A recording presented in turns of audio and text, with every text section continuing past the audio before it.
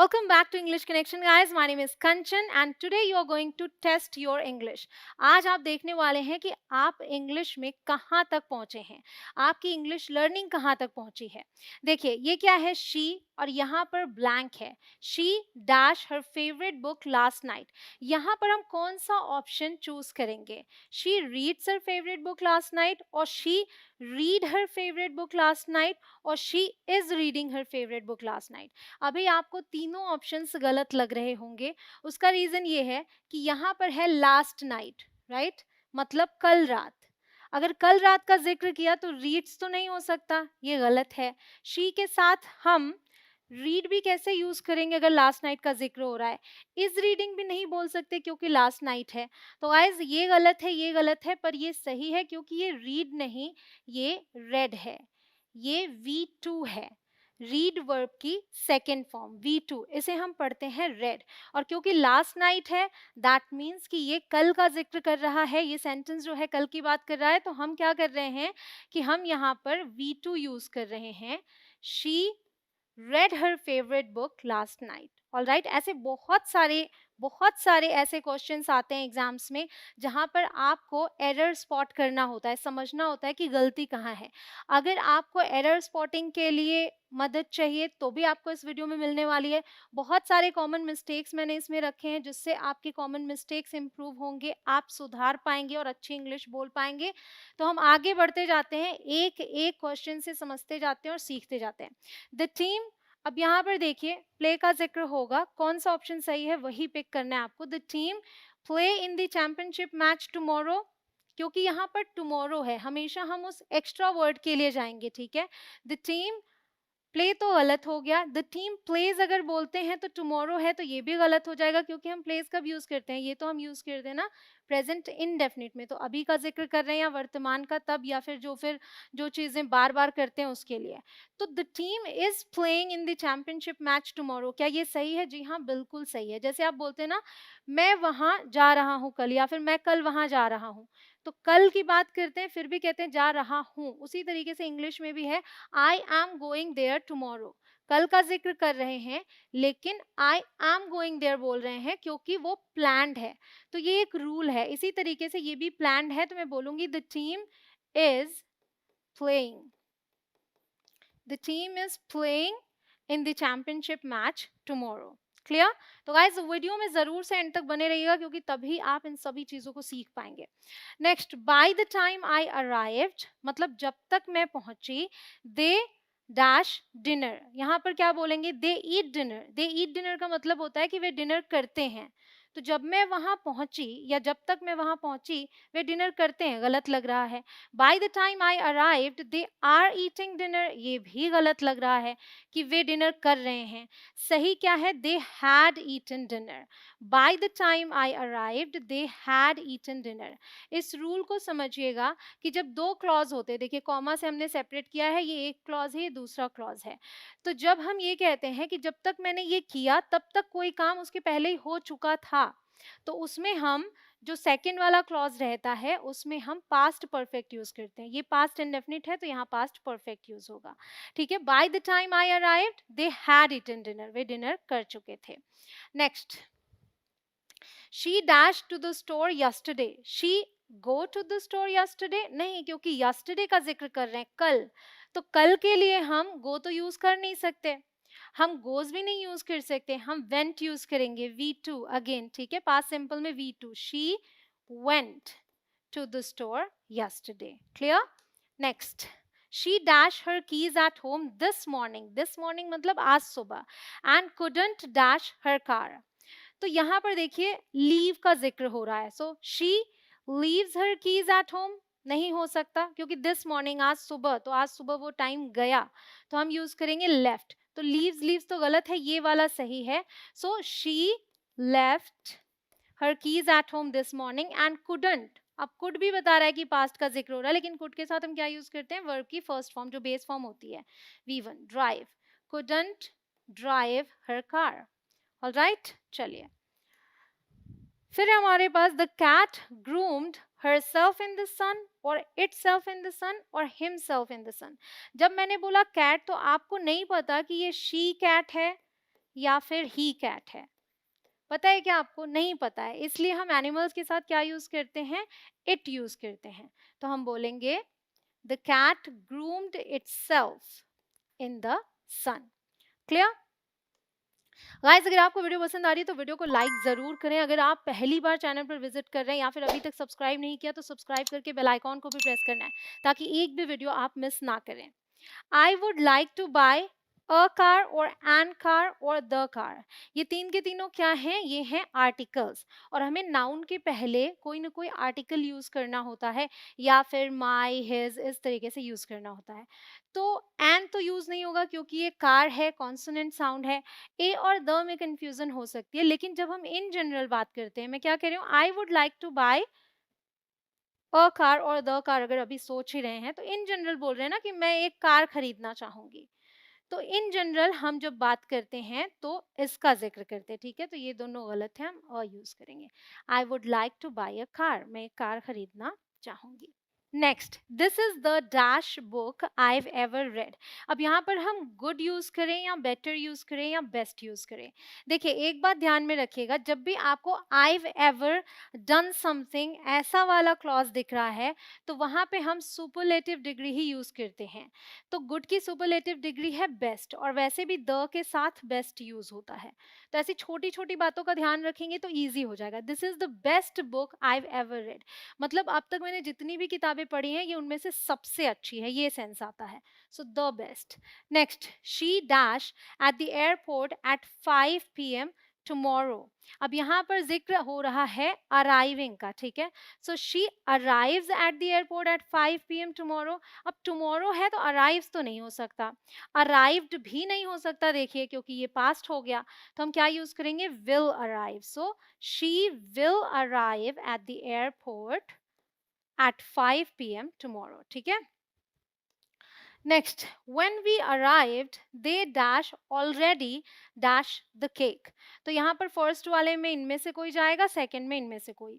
When we arrived, again देखिए past simple, एक clause में पास्ट सिंपल आ गया, तो जो दूसरा क्लॉज है, क्योंकि यहाँ ये कह रहा है ऑलरेडी, मतलब जब हम पहुंचे तो ऑलरेडी कुछ हो चुका था। जब ऑलरेडी है मतलब कुछ हो चुका था, राइट? तो हम कहाँ जाएंगे? हम किसके साथ जाएंगे? हम हैड के साथ जाएंगे, पास्ट परफेक्ट के साथ जाएंगे। तो ये गलत हो गया, विल भी गलत हो गया, हम गए इसके साथ, तो हो गया they had already baked the cake. Alright, clear? चलिए, next, he dash soccer with his friends in the park. So he play तो हो नहीं सकता, ठीक है? ही प्ले हो नहीं सकता, ही प्लेज हो सकता है। He plays soccer with his friends in the park, मतलब वो पार्क में अपने फ्रेंड्स के साथ सॉकर खेलता है। तो प्लेज बोला तो खेलता है, इस प्लेइंग भी गलत नहीं लग रहा। अगर ये सही है तो ये भी तो सही है कि वह खेल रहा है, भले ही नाउ नहीं लिखा हुआ है, बट हम ये बोल सकते हैं ना कि he is playing soccer with his friends in the park, मतलब वो पार्क में अपने फ्रेंड्स के साथ सॉकर खेल रहा है। तो यहाँ दोनों ही ऑप्शंस हैं जो आप यूज कर सकते हैं, ठीक है? सो either you can use this और this. Next, they dash broccoli. They don't like broccoli, they doesn't like broccoli, और they isn't liking broccoli। देखिए, ये वाला ऑप्शन सही है क्योंकि they प्लूरल है और प्लूरल के साथ हम don't यूज करते हैं। doesn't गलत है, they के साथ नहीं जाता। और like एक ऐसा वर्ब है जिसमें हम isn't liking, I am not liking ऐसे करके नहीं बोलते हैं, तो हम does और do का यूज करते हैं। तो यहाँ पर they के साथ क्योंकि do जाएगा इसलिए हम यूज करेंगे they don't like ब्रोकली, ठीक है? सिंपल सा है। आगे बढ़ते हैं। while I dash TV the phone rang। अब यहाँ पे while का जिक्र है, while मतलब जब। सो while I यहाँ watch है, मान लो मैं इसको हिंदी में बनाऊं, while I watch TV the phone rang, तो ये गलत लग रहा है क्योंकि ये कह रहा है कि जब मैं टीवी देखती हूँ फोन बजा, अजीब लग रहा है, तो वॉच तो गलत है। while I was watching TV the phone rang, जब मैं टीवी देख रही थी फोन बजा, ये कहीं ना कहीं सही लग रहा है। एक और ऑप्शन देख लेते हैं। while I watched TV the phone rang, तो जब मैंने टीवी देखा तब फोन बजा, ये भी अजीब लग रहा है, राइट? तो आप इसके साथ जाएंगे क्योंकि while का जिक्र किया है, तो हम कंटिन्यूअस वाले के साथ जाते हैं। while I was watching TV, while I was watching TV the phone rang। Clear? Next, I dash for the exam tomorrow। अब ध्यान रखिएगा यहाँ tomorrow है, so I study for the exam tomorrow गलत लग रहा है, आई स्टडिंग तो बिल्कुल गलत है, या तो एम होता कुछ होता। I will study for the exam tomorrow मतलब मैं एग्जाम के लिए कल पढ़ूंगी, सो आई विल स्टडी ये सही होगा, I will study. Next, yesterday he dash a delicious pizza। इसको बताने से पहले मैं आपसे एक रिक्वेस्ट करूंगी, अगर आपको ऐसी वीडियोस और चाहिए तो कमेंट सेक्शन में लिखिए दिल मांगे मोर, या फिर अगली वीडियो आपको किस टॉपिक पे चाहिए वो आप सजेस्ट कर सकते हैं। तो यहाँ आते हैं, यस्टरडे का जिक्र हुआ है तो ईट्स देखिए नहीं हो सकता, yesterday he eats no, yesterday he ate ये हो सकता है, ईटिंग भी नहीं हो सकता, तो ये ठीक है, ठीक है। यस्टरडे ही एट, अगेन हमने क्या यूज किया, V two. Next, dash you dash to the party tomorrow. So, are you go to the party tomorrow? Are के साथ go तो नहीं आता, गलत है। Do you going to the party tomorrow? ये भी गलत है, do के साथ going नहीं आता। तो क्या बचता है हमारे पास ये, और क्योंकि tomorrow है तो वैसे भी या तो ये are ठीक हो सकता था अगर यहाँ ing होता, are you going to the party tomorrow, या फिर ये ठीक है जहाँ पर हम will use कर रहे हैं और go use कर रहे हैं, will you go to the party tomorrow? Okay, चलिए। Next, they dash Paris yet. So didn't visit, hasn't visited, haven't visited. तो देखो they के साथ has नहीं आता, ये तो गलत ही हो गया। अब हम yet बोल रहे हैं, yet मतलब अब तक। अगर अब तक का जिक्र कर रहे हैं तो कोई भी काम अगर अब तक की बात कर रहे हैं तो हम यूज करते हैं प्रेजेंट परफेक्ट, तो haven't जाएगा, ये नहीं होगा। they haven't visited Paris yet, ठीक है, मतलब अभी तक वो पेरिस नहीं गए हैं। फिर आगे यहाँ पे she dash the meeting next week, she won't attend, didn't attend, not attending. She not attending ऐसे तो बोलते नहीं, कोई हेल्पिंग वर्ब है ही नहीं, ये गलत है, डिडंट यूज नहीं होगा क्योंकि नेक्स्ट वीक का जिक्र हो रहा है इसलिए ये यूज होगा। वोंट का मतलब होता है will not, so she won't attend the meeting next week. Okay, next, dash during the class, not talk during the class, don't talk during the class, talk not during the class। ये एक imperative sentence है जो कि negative है, तो जब भी हम किसी को ऐसे बोलते हैं ना कि ऐसा मत करो तो हम शुरुआत कैसे करते हैं, don't से, तो ये वाला ठीक है, हम क्या बोलेंगे, don't talk during the class। ये दोनों ऑप्शंस गलत। Next, they dash a great time at the party last night। Again last night हो गया, अब हम ढूंढेंगे past simple के लिए, तो past simple में हम क्या करते हैं, verb की second form यूज करते हैं। यहाँ has है incorrect, are having incorrect, had क्या है, बिल्कुल सही है, had have की second form है, have जो है ना ये base form है V1, ठीक है, इसकी second form had है, so they had a great time at the party last night। All right, चलिए, I dash that movie last night। Again last night आया, बट यहाँ पर ये सेंटेंस हम नेगेटिव करने जा रहे हैं, तो didn't saw यूज करेंगे क्या, last night है पास्ट सिंपल में, पास्ट सिंपल में हम वर्ब की सेकेंड फॉर्म यूज करते हैं, यहाँ पर सेकेंड फॉर्म दिख रही है, लेकिन ध्यान रखें ये गलत है क्योंकि यहाँ पर हमने ऑलरेडी डिड यूज कर रखा है। जब भी हम पास्ट सिंपल में नेगेटिव सेंटेंसेस बनाते हैं या फिर इंट्रोगेटिव सेंटेंसेस तो हम डिड का यूज करते हैं, और जब डिड आ जाता है तो सेकेंड फॉर्म नहीं आती, ठीक है, वर्ब की सेकेंड फॉर्म नहीं आती, बेस फॉर्म आती है। तो haven't तो वैसे भी नहीं होगा, सही ऑप्शन है ये didn't see। जब did यूज कर लिया तो V1 यूज करेंगे, I didn't see that movie last night। Okay, चलिए next, dash she dash the book yesterday। तो यहाँ पर क्या है, did she read the book yesterday, और डू तो होगा नहीं क्योंकि yesterday है तो ये गलत है। यहाँ did है और reads लिखा है, मैंने अभी बताया कि did के साथ हम वर्ब की बेस फॉर्म यूज करते हैं तो ये भी गलत है, तो ये did है और ये read है, यहाँ पर इसे read नहीं पढ़ेंगे, ठीक है। did she read the book yesterday। Okay, सबसे ज्यादा गलतियां इसी टेंस में होती हैं इसलिए इसको अच्छे से ध्यान से समझिए। The book dash by the students every day. अब यहाँ पर देखिए रीड है, यहाँ मैं बता दूं इसलिए इसको समझिएगा, रीड का जिक्र हो रहा है। The book by the students every day मतलब स्टूडेंट्स के द्वारा हर दिन किताब पढ़ी जाती है, ये एक पैसिव सेंटेंस है, ये एक्टिव सेंटेंस नहीं है। यहाँ पर जो आपको ये सब्जेक्ट दिखाई दे रहा है एक्चुअली ये एक्टिव सेंटेंस का ऑब्जेक्ट है जिस पर क्रिया का प्रभाव पड़ रहा है, तो बुक तो कुछ नहीं कर रहा है, ठीक है, तो हम द बुक रीड नहीं बोल सकते, हैज रेड नहीं बोल सकते, हम बोलेंगे द बुक इज रेड। यहाँ पर अगेन ये रेड है, ठीक है। The book is red by the students every day. ये गलत, ये गलत, ये सही। अब यहाँ पर क्या है कि कहा जा रहा है ये है सब्जेक्ट एक्चुअली, तो सब्जेक्ट्स जो क्रिया कर रहे हैं उसका प्रभाव बुक पे पड़ रहा है, तो किताब जो है स्टूडेंट्स के द्वारा हर दिन पढ़ी जाती है, इज डन, ये वाला कॉन्सेप्ट हम फॉलो करेंगे। हाँ, एक चीज़ है कि क्योंकि ये पैसिव के सेंटेंसेस हैं और पैसिव एक ऐसा कॉन्सेप्ट है जो समझना बहुत ज़रूरी है। अगर अब ऐसे एक बार में आपको सारे कॉन्सेप्ट नहीं समझ में आ जाएँगे, सो डू वन थिंग कि आप मेरे वीडियो देख लीजिए पैसिव सेंटेंसेस पर, मतलब आप कैसे एक्टिव से पैसिव में कन्वर्ट करते हैं। ये वीडियो आपके लिए परफेक्ट रहेगी। वहाँ आई बटन पर आपको दिख जाएगा लिंक, मतलब आप क्लिक करोगे तो आप ये वीडियो देख पाओगे, ठीक है। The cake dash by Mary yesterday, ये भी पैसिव सेंटेंस है। The cake is baked by Mary yesterday, अभी मैंने इज डन बताया था आपको, बट क्योंकि यहाँ यस्टरडे है तो अगर मैं बोलूं कि मैरी के द्वारा केक कल पकाया जाता है तो ये अजीब हो जाएगा ना, तो ये इनकरेक्ट है। तो अगर यस्टरडे है तो हम वॉज बेक्ड यूज करेंगे। The cake was baked by Mary yesterday, मतलब कल मैरी के द्वारा केक बेक किया गया था, तो ये सही है। हैज बेक्ड भी नहीं होगा क्योंकि यस्टरडे है।